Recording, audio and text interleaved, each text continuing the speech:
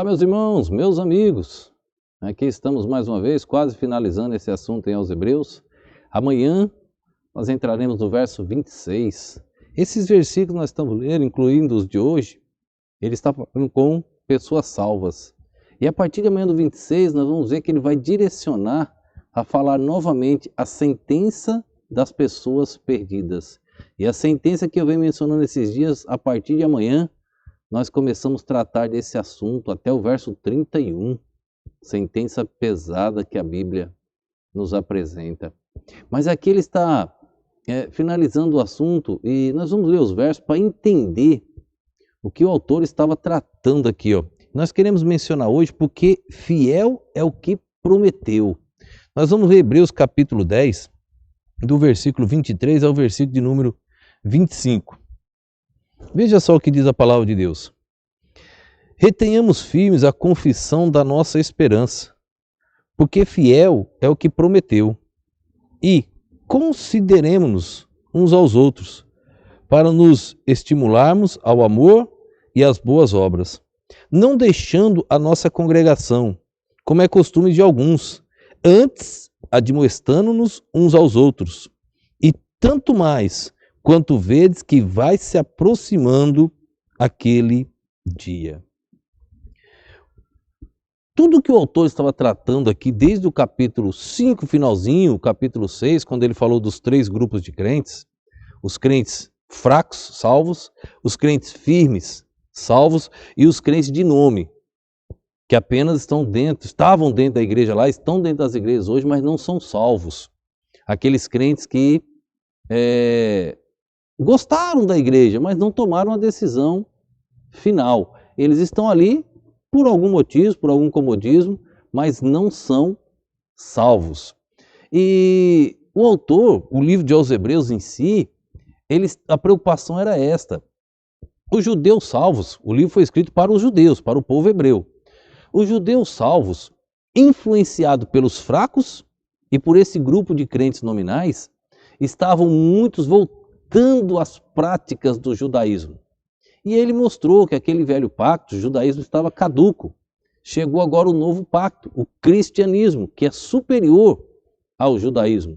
Que o mediador de um novo testamento, um novo pacto, é superior ao velho pacto. Ele mostrou a superioridade de Jesus sobre Moisés, a superioridade de Jesus sobre os anjos, a superioridade do pacto com Jesus do velho pacto. Então ele estava tratando sobre isso. Ele mostrou a ordem sacerdotal de Melquisedeque, não de Arão.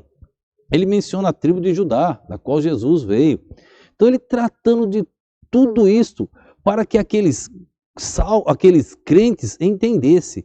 Se o grupo de crentes nominais, crentes de nomes, que estavam dentro da igreja, saíssem, não eram salvos, os apóstatas, de qualquer maneira, essa deserção iria causar escândalo para o evangelho. Porque quando uma pessoa fica dentro da igreja sem ser salvo, e ele sai apostatando da fé, falando de Deus, voltando às práticas do mundo, as pessoas pensam que ele era salvo. E é um escândalo para o evangelho. O autor estava tentando evitar isto. E aí ele escreve esses 3 versos para entrar na sentença amanhã. A partir de amanhã, no verso 26, nós vamos ver o início da sentença sobre aqueles que brincaram com o sangue de Cristo. Então vamos ver novamente aqui o versículo de número 23. Retenhamos firmes a confissão da nossa esperança, porque fiel é o que prometeu. Ele olhando para aquele grupo de leitores que estavam lendo o seu tratado, o material que ele escreveu, ele diz, retenhamos firmes a nossa confiança. Não brinque, ele estava fortalecendo os firmes, tentando fortalecer os fracos, tirando a influência diabólica dos crentes nominais sobre eles. Então ele estava tentando. E os crentes nominais, ele vai dar a sentença que é amanhã, a partir de amanhã, a partir do verso de número 26. Ele vai dar a sentença para eles, o que iria acontecer. Para esses, ele diz no capítulo 6 que era impossível salvação. Eles brincaram com o sangue precioso de Jesus Cristo. Ele diz, retenhamos firmes. Nós estamos vivendo um período escatológico na história da igreja agora, E deveria se repetir esses versos, púlpitos.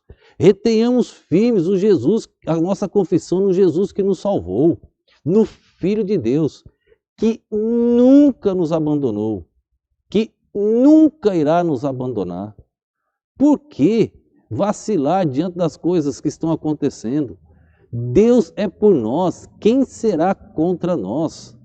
O apóstolo Paulo, escrevendo aos Romanos, quem tentará acusação contra os escolhidos de Deus? Quem tem esse poder? Ninguém. Nós temos um Pai, chama pelo seu Pai, e Ele vai dar a resposta a qualquer inimigo que tentar te aproximar de você e tentar te derrubar. Ele diz no versículo de número 20, no final do verso 23, ele diz, porque fiel é o que prometeu, Jesus Cristo. Verso 24, e consideremos-nos uns aos outros, para nos estimularmos ao amor e às boas obras.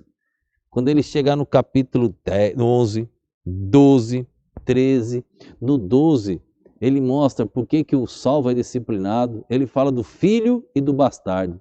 Ele diz, o bastardo, por que vai disciplinar o bastardo? Deus corrige e castiga aos filhos, porque Ele ama.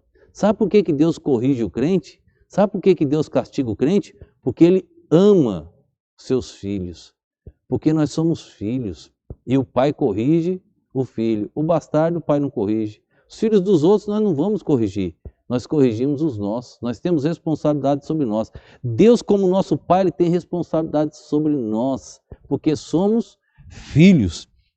Consideremos uns aos outros para nos estimularmos ao amor e às boas obras. E o 25, tratando com esse grupo, ele diz, não deixando a nossa congregação, como é costume de alguns, e antes admoestando uns aos outros, e tanto mais quando vedes que vai se aproximando aquele dia.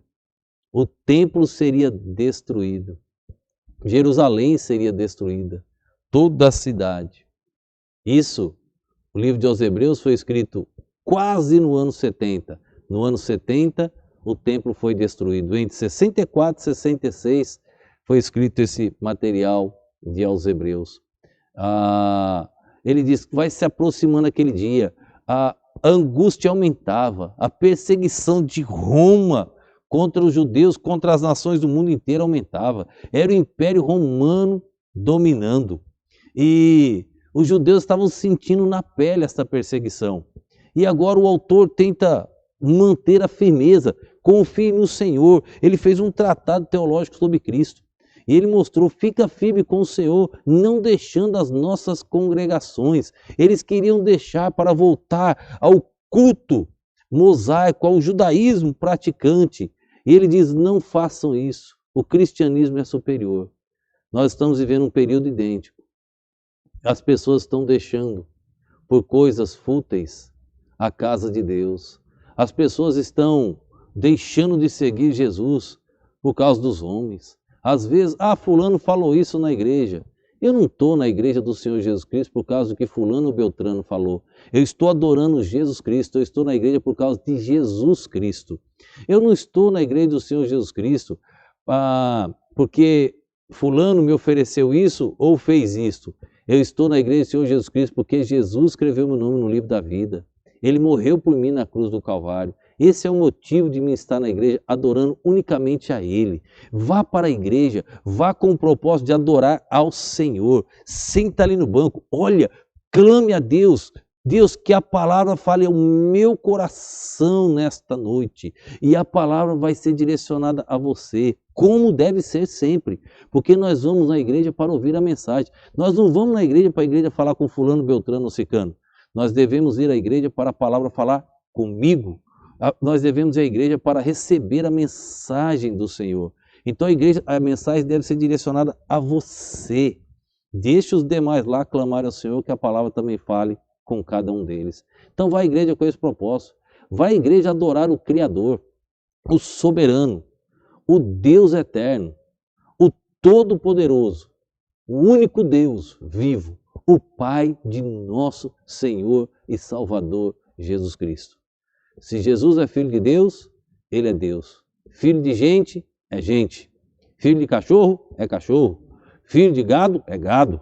Filho de ave é ave, filho de Deus é Deus.